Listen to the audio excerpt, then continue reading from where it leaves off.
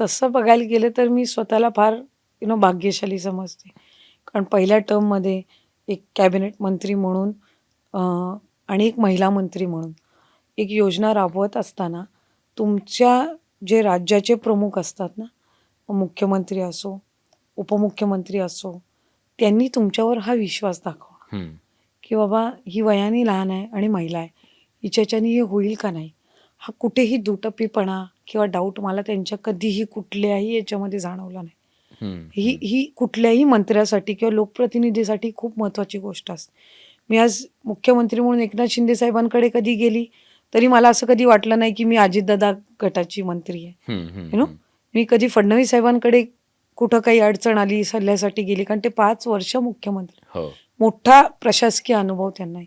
तर असं कधी मला वाटलं नाही की अरे ही आपल्या याची मंत्री नाही आहे, की असं हम्म. हम्म. हम्म. काही महिला आहे की दुजाभाव दुजाभाव नाही. कुठल्याही गोष्टी किंवा दादांकडे कधी गेली तर असं नाही अरे मुलगी आहे का हे, असं कधीही नव्हतं. पण दादांचा विरोध होता ह्या योजनेला, नाही, कधी अशी विरोध चर्चा नव्हता. होते. हा, कधी विरोध नव्हता. मग त्याचं अधिकाऱ्यांचा होता. त्याचं इम्प्लिमेंटेशन कसं आहे माहिती आहे, एक लोकप्रतिनिधी आणि एक अधिकारी. हम्म. अधिकाऱ्यांच्या बाजूने विचार करणार. हम्म. एक ॲडमिनिस्ट्रेटर जो असतो किंवा एक लोकप्रतिनिधी जो असतो, ज्यावेळेला आपण तो एक फरक असतो सचिवालयामध्ये आणि मंत्रालयामध्ये. हम्म. मंत्रालय ज्या वेळेला आपण म्हणतो ना, त्यावेळेला तिथे अल्टिमेट जो निर्णय घेणारा असतो, तो जो हेड असतो हा. ते मुख्यमंत्री असतात आणि ते उपमुख्यमंत्री किंवा मंत्रालय म्हणजे मंत्रिमंडळ असतं.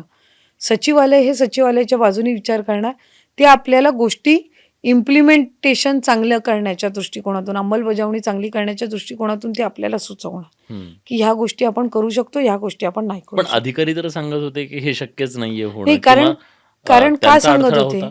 कारण अशा पद्धतीची कधी योजना राबवली गेली नव्हती. हा. त्याच्यामुळे कधीही एक असतो ना, एक एक प्रचलित एक हे असते की बाबा हे करता येईल, हे नाही करता येईल. हम्म. ते नाही करता येईल याच्यातून करता येईल कसं असतं ते त्या मंत्रालयाचं आणि त्या सरकारचं कौशल्य असतं. हा. हा. त्याच्यामुळे ज्यावेळेला एखादी गोष्ट आपल्याला म्हणतो ना अरे नाही होऊ शकत, मग आपल्याला असं वाटतं की अरे हे आपण चांगलं करूनच दाखवू आता, असं एक असतं. तर मला ते मुख्यमंत्र्यांमध्ये आणि दोन्ही उपमुख्यमंत्र्यांमध्ये ते जाणवलं की ज्या वेळेला आपण तिघं हेड करत असतात, प्रत्येकाचे डाऊट्स असतात आणि ते स्वाभाविकरित्या असणं हम्म. काही हम्म. फार काही म्हणजे वेगळी गोष्ट नाही आहे. आणि उलट डाऊट्स असणं ही चांगली गोष्ट आहे, कारण त्याच्यावर आपण चर्चा करतो.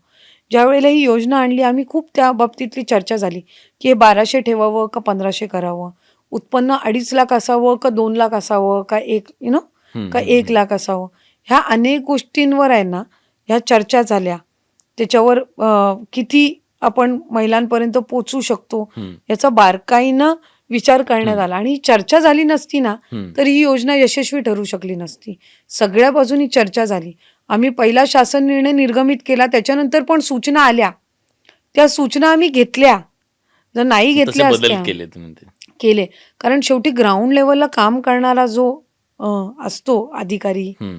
कर्मचारी किंवा लोकप्रतिनिधी, याच्याकडनं आलेल्या सूचना ह्या आपल्यासाठी फार महत्त्वपूर्ण असतात. आणि छोटी स्कीम नव्हती, आम्हाला माहिती हो. होतं लाभार्थ्यांची संख्या 2-2.5 कोटीपर्यंत असणार आहेत.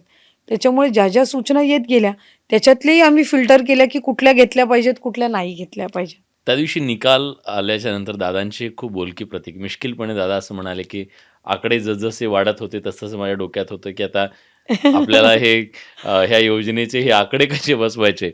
ही तारेवरची कसरत असणार आहे तुमच्यासाठी पुढच्या काळामध्ये, कारण केवळ एका योजनेच्या मध्ये सगळा जर पैसा गेला तर बाकीच्या ज्या मूलभूत सोयीसुविधा इतर आहेत त्या सुविधा बंद पडू नये, इतर योजना बंद पडल्या, अशा प्रकारचा जो प्रचार विरोधकांकडून केला जातोय, ही तारेवरची कसरत असेल. असणार आहे आणि ती कोणासाठी असली असते. हम्म. आज महायुती म्हणून आम्ही ज्या वेळेला एक क्लिअर मॅन्डेट लोकांनी दिलेला आहे त्यावेळेला आमची जबाबदारी वाढली. हम्म. कारण लोकांनी इतका विश्वास तुमच्यावर आता दाखवलेला आहे आणि तुम्हाला क्लिअर मॅन्डेट दिलेला आहे. आता तुमच्याकडे काही एक्सक्यूज नाही आहे. हम्म. That is one. एक, भलेही दुसरं कोण आलेलं असतं तरी त्यांच्यावरती जबाबदारी होतीच की यांनी जो बेंचमार्क सेट केलेला आहे त्याच्या पुढंच तुम्हाला जायचं आहे, हा. त्याच्या खाली तर तुम्ही येऊ शकत नाही. हो. कारण परत तो एक लोकांमधला तो एक हे राहतोच, शेवटी विषय राहतोच. सो त्याच्यामुळे आत्ता एक आहे की जबाबदारी वाढलेली आहे. हम्म. त्याच्यामुळे त्या जबाबदारीने राज्य पुढे नेणं योजना राबवणं हं. आणि कुठल्याही योजनेचा दुसऱ्या कुठल्याही योजनेवर नकारात्मक पडसाद न पडू देणं, ही सगळी आव्हानं राहणार आहेत समोर. पण मला असं साधारणपणे वाटतं, की यातून जर आम्ही आधी मार्ग काढलेला आहे, तर आत्ता तर आमच्याकडे चांगला कालावधी आहे, की या सगळ्या गोष्टींवर बारकाईनं विचार करून कुठल्याही एका गोष्टीचा दुसऱ्या गोष्टीवर नकारात्मक पडसाद पडता कामा नये. या सगळ्या बाबींसाठी पुरेपूर वेळ आहे आणि खूप सकारात्मक पद्धतीनं आता काम करण्याची संधी पुन्हा एकदा जनतेने दिलेली आहे.